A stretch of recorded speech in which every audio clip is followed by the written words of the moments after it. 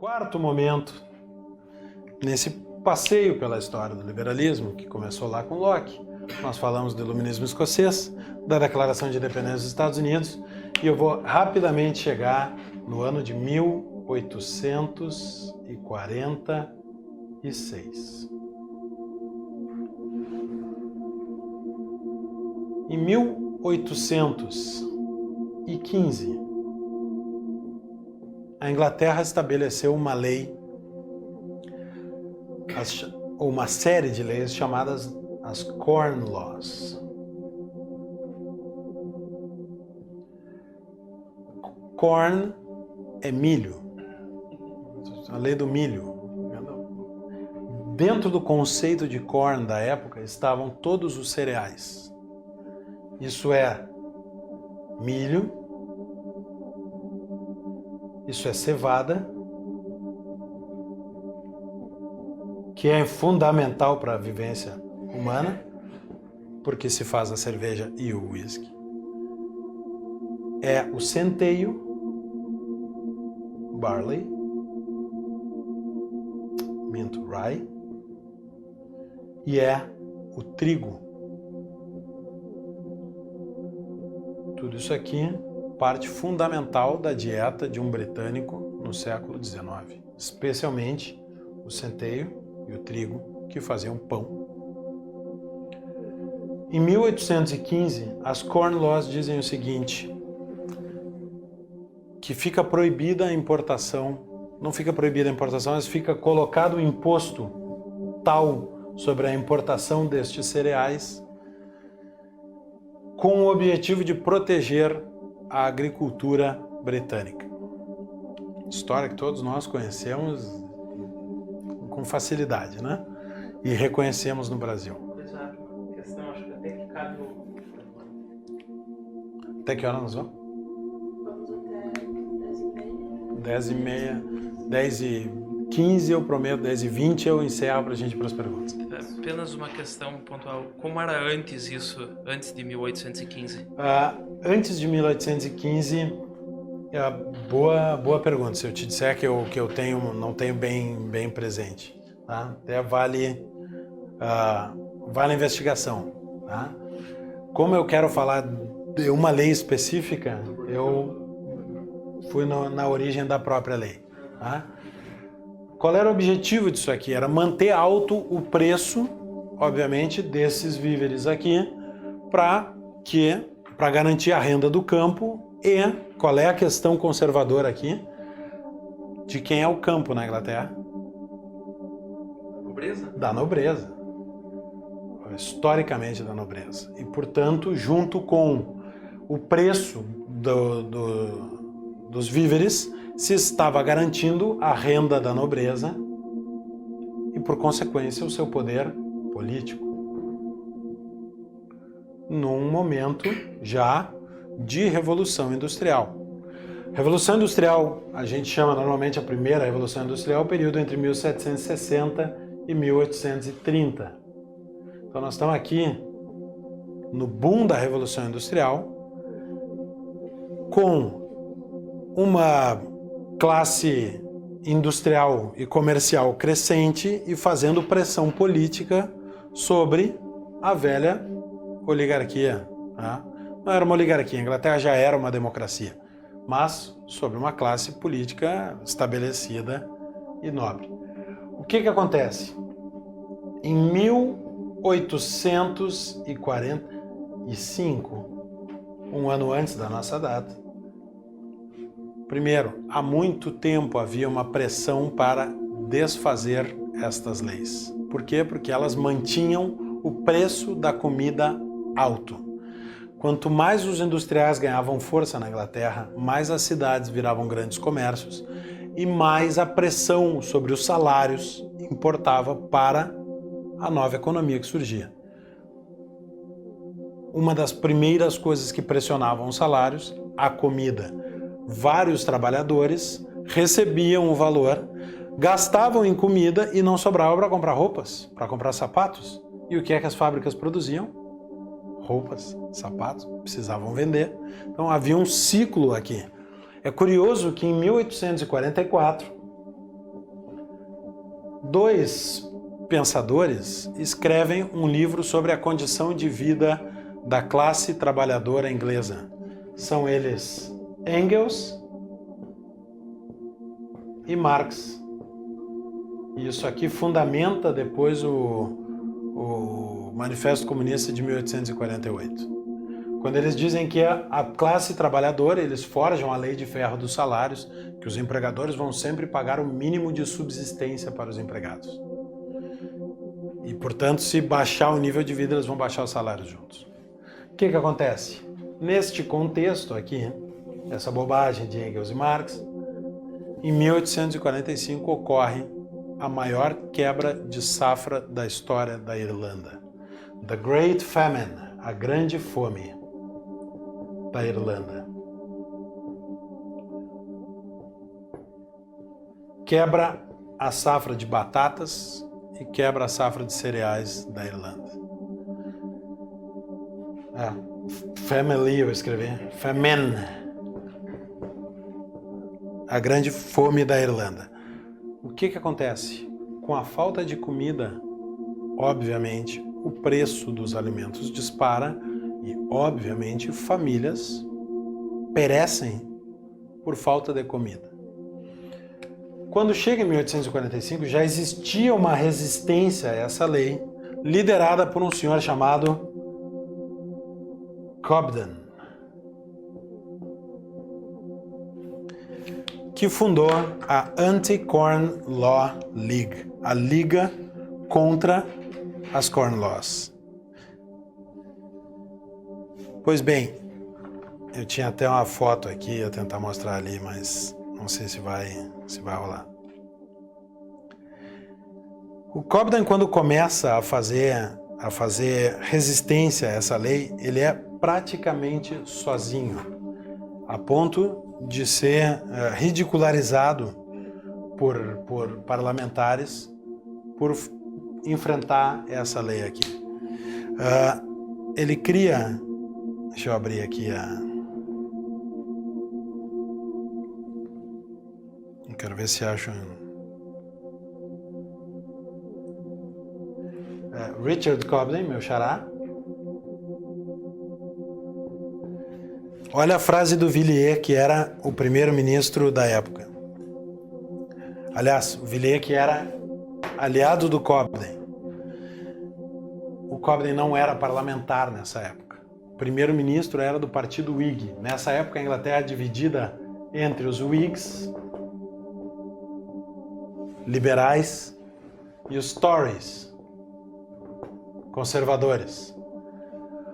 O Hayek se diz um Whig. Old Whig. Old Whig, um velho Whig. Esse partido já extinto quando Hayek escreve. Ele se diz um velho Whig. Villiers, que era o primeiro-ministro Whig que defendia o fim das Corn Laws, foi chamado de o solitário Robinson Crusoe sentado na pedra numa pedra que diz pela revogação das Corn Laws. Um solitário Robinson Crusoe. Ninguém acreditava neles. Eles passaram 30 anos atacando uma lei dizendo que ela era uma lei prejudicial ao povo da Inglaterra. Uma lei que visava proteger o campo, aumentava o preço da comida para o pobre inglês. Uma lei intervencionista na economia e protetora do mercado doméstico. Inglaterra acima de tudo. Talvez dissessem os que a defendiam. Pois bem, o que é que acontece em 1845? Cobden se elege para o parlamento e briga com o primeiro-ministro, e esse nome eu quero marcar.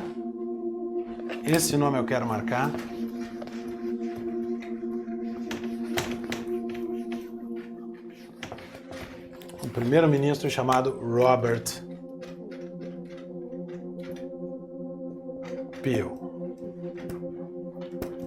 Peel, do Partido Conservador, era um Tory. Não caiu. Contrário à revogação das Corn Laws. ele e Cobden se atacavam mutuamente a ponto de Cobden dizer que a culpa pelo alto preço da comida na Grã-Bretanha a responsabilidade era do então primeiro-ministro Robert Peel. Alguns dias depois, o secretário de Robert Peel é confundido com ele na rua e é assassinado. Robert Peel diz e acusa Richard Cobden de ter incitado a violência contra ele. E eles ficam odiando-se e brigando por causa das Corn Laws. Em 1845, com a grande fome da Irlanda, o preço da batata, o preço dos cereais dispara na Inglaterra e o povo morre nas ruas de fome. E então Robert Peel se convence, convencido por Richard Cobden e pela Anti-Corn Law League, se convence de que era preciso revogar o imposto sobre importação de comida para salvar a Irlanda da fome. Mas o partido dele é contra. E nós estamos falando de um sistema parlamentar de governo em que os Tories tinham a maioria e ele só era primeiro-ministro porque ele era o líder dos Tories, Robert Peel. E o Robert Peel, convencido de que seria preciso derrubar essa lei para permitir a importação de comida e salvar da fome os britânicos, contra o campo, contra os proprietários de terra e contra a nobreza, aceita a tese dos Whigs, de Cobden, e convence um pedaço do seu próprio partido. E em 16 de maio, em 15 de maio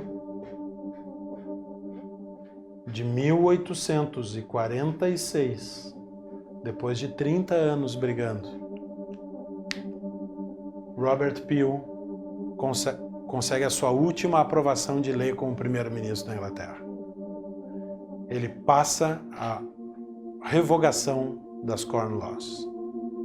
A votação seguinte, ele perdeu, e perdeu o cargo de primeiro-ministro, o que ele sabia que ia acontecer.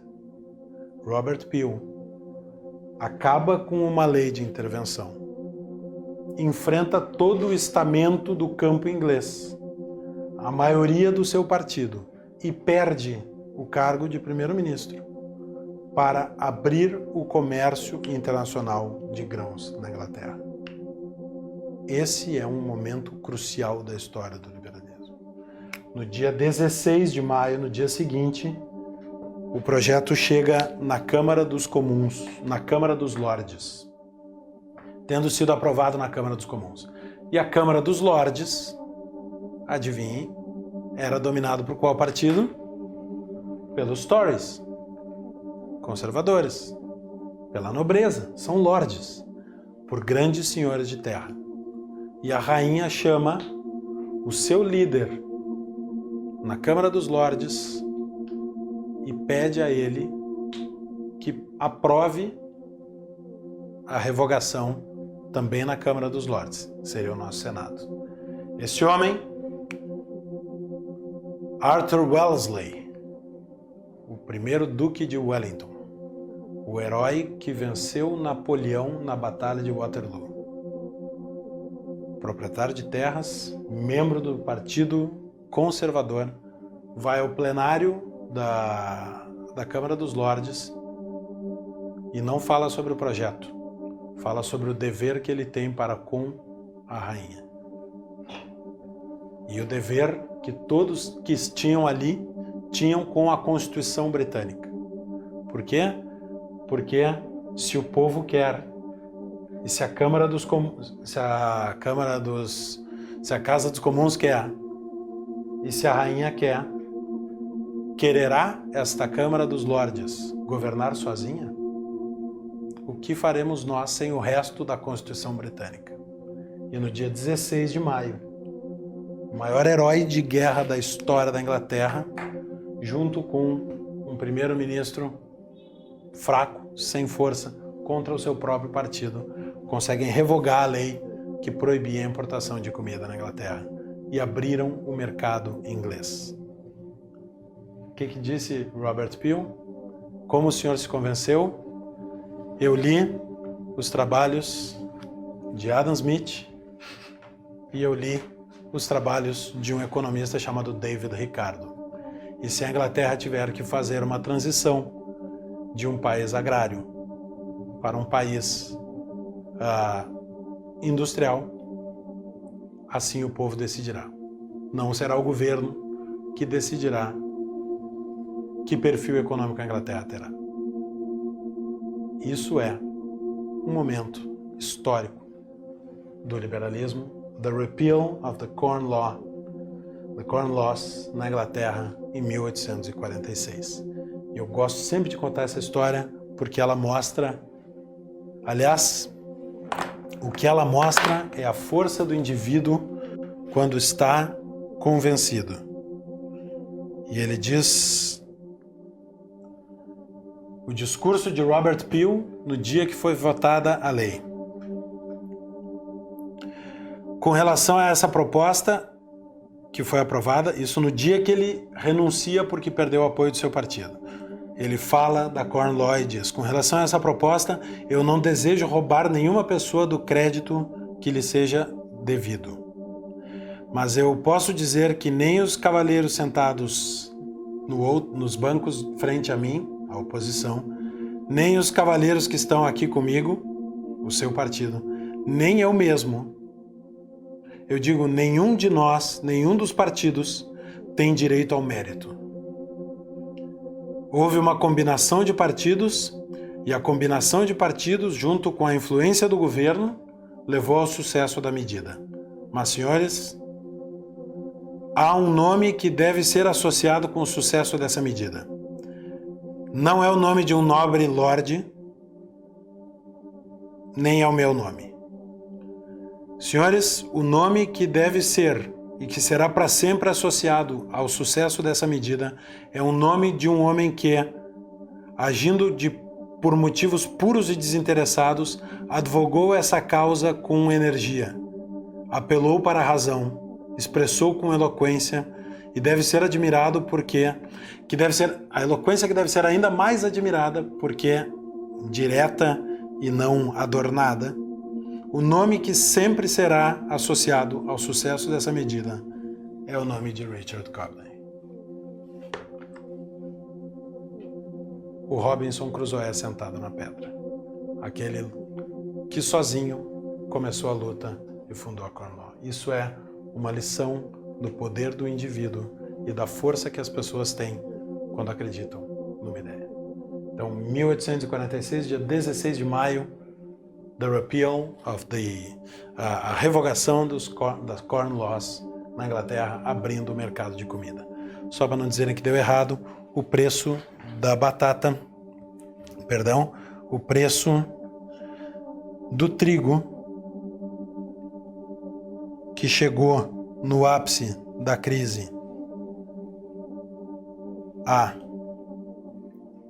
o que eu fiz aqui? 65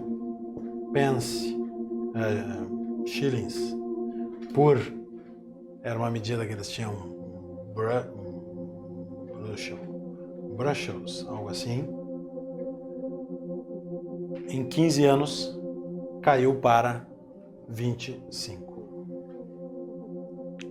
com a importação. Então, uma grande lição sobre protecionismo de mercados.